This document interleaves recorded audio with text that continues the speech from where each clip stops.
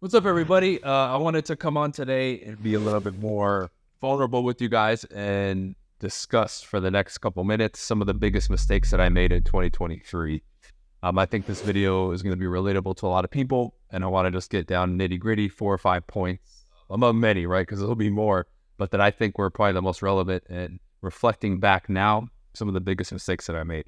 So one of them is neglecting some of the closer friends and relationships that I have, right? That's not to say that I completely neglected them, but the people that you're connected with, right? Your clients, your friends, your family, or whoever it is, check in with them a little bit more often, talk to them more, invite them, right? Because a lot of times, if you're like me, you're busy doing your thing. And sometimes unless people reach out to you, you won't make that effort when easily it's within your right to do it, or we get in that game of, well, I reached out last time, they should reach out this time. Dude, just ditch that. That's stupid, especially when it comes to close friends and family or business.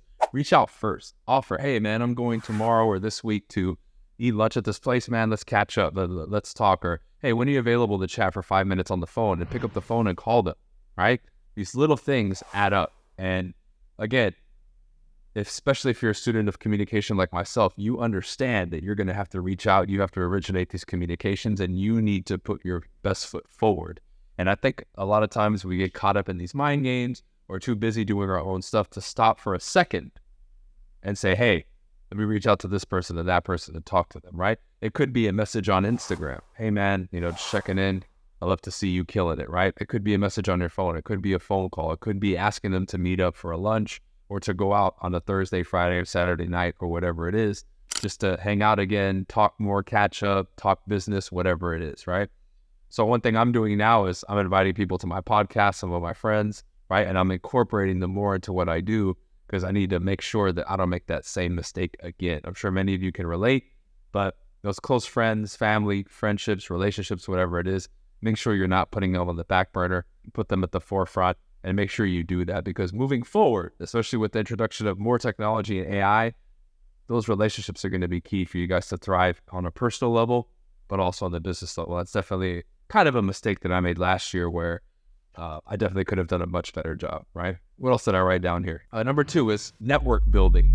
And what I mean by that is both professional and personally, right? I did that last year to a bit, but the mistake that I made was not maximizing that and not really taking it to that level. So when we look at the business side, building my network at Real, I've added about 150 people to it in a year. And really, my effort could have been better, right? Like you guys know, I'm with Real Brokerage. I talk about the company, but I'm not doing meetups here talking about Real. I'm not being that vocal about it compared to what my original plan was, right? So I'm probably giving, 25%, 30% effort on that front. And, I was looking at other things. I was distracted. I didn't put in the effort. So that's definitely a mistake. Right? I need to do that more often, and I understand now the importance of that, right? What you focus on expands, and you need to make sure that when I look at that, that's retirement for me later on. That's building up a revenue stream, right? Which is doing good for me, right? I wanted to get that up to $1 million in a year within 18 months. I'm in about 12 months now, and on average, I'm probably doing anywhere from 120 to 150 grand a year. So I got to triple or quadruple that to get to about $1 million. And technically, I would have 6 months for my original commitment. And technically, I could potentially get there. I probably won't get to $1 million, but I can get to $500,000 or more, I think, within the next 6 months if I put in the concentrated effort. So it's definitely a mistake that I made. Additionally, on the personal side, right?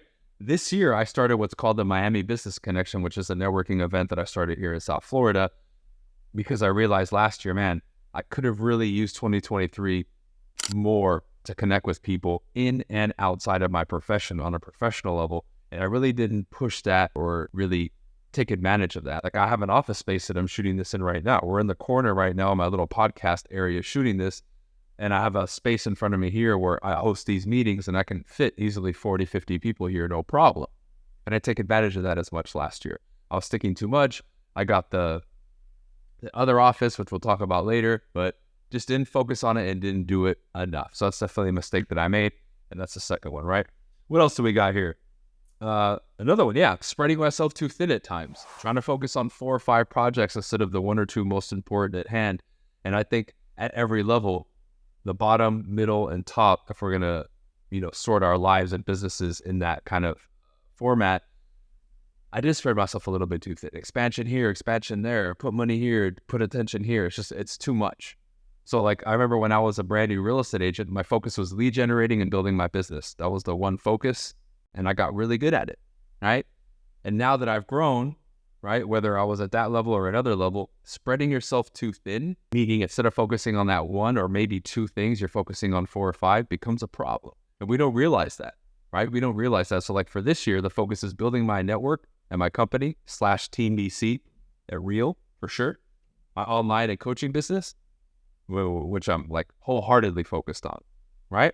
And then building up my YouTube and social media platforms. That's like the three main focuses for me this year, right? And that's great. If I focus on those 3, I'll explode.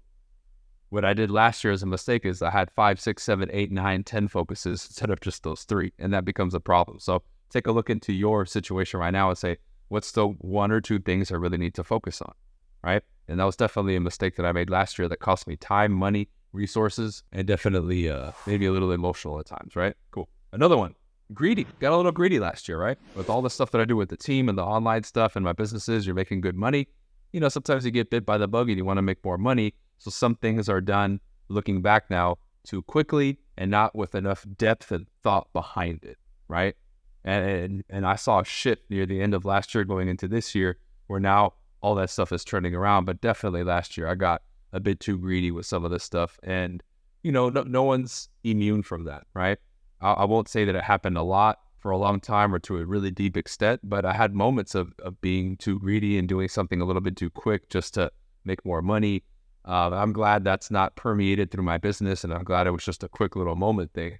But if you guys want to be able to relate to it, listen to the podcast interview I recently did with Austin, right? He's a student of mine. He's been a coaching member for years, and he dropped what he was good at to like build his brand. And long story short, he wanted to do it just for the money. And he built up a pretty big brand doing his new thing, but he made $0. But he realized, you know, in hindsight, he looked back and he said, man, I did it all for the money just to grow. And in the end, there was no substance behind it. It was a get rich quick type thing, right? So not that I did that per se with my brand at Get Rich Quick, but just some of the changes and shifts that I made. Again, I think the only thing in that crosshair was money and maximizing profit. And I think that's where I made the mistake. Similar to when you guys see a mom and pop shop start to expand too much, they lose quality, and they're focused on squeezing every penny out of their product or service or restaurant or whatever it is. And then they kind of start going downhill and they lose their customer base because it started to become all about the money. So that's definitely a mistake that I made last year too. For a moment there, I was focused too much on just increasing profits or making money instead of looking at everything, right? Fulfillment for the customer. Am I enjoying it? Does this align with my brand? Are we doing this right? Is this built out from top to bottom? And all the changes that you're seeing me do now the last 2 or 3 months is that shift basically, because I wanted to make sure, hey, it's not just motivated by making more money and profit. This is a whole product, a whole service. And it from top to bottom, it's legit, right? Cool. What else do I have here? Upgrading online.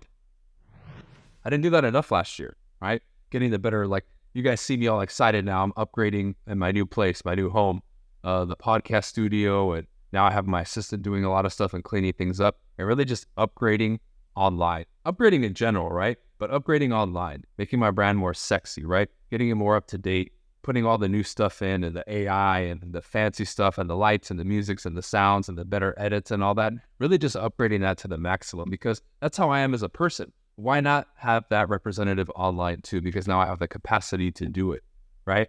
But then you get caught in the old thinking, right? Well, you know, I'm just the old school person. I just do it this way. It's all about the message and screw all the online stuff. And I get that, right?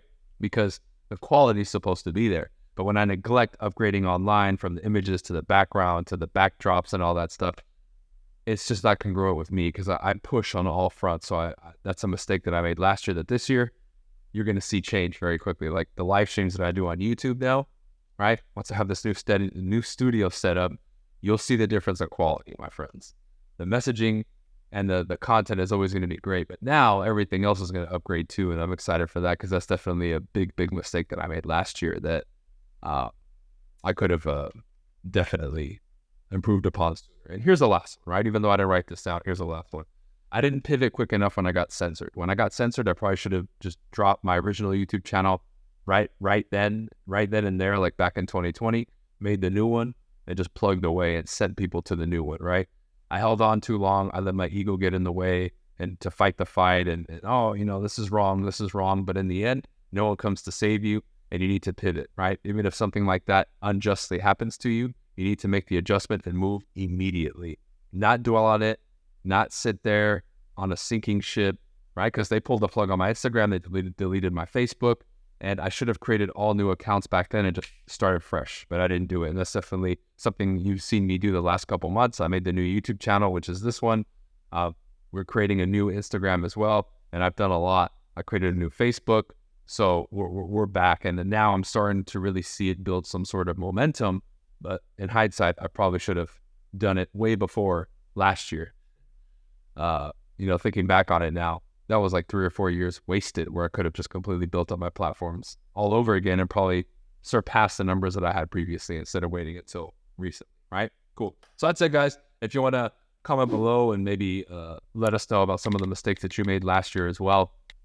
No one's perfect, right? And I like making these types of videos because you see I make mistakes and I fuck up too. Like, I'm not special, so it'd be cool to hear from you guys kind of some of the mistakes that you think that you made.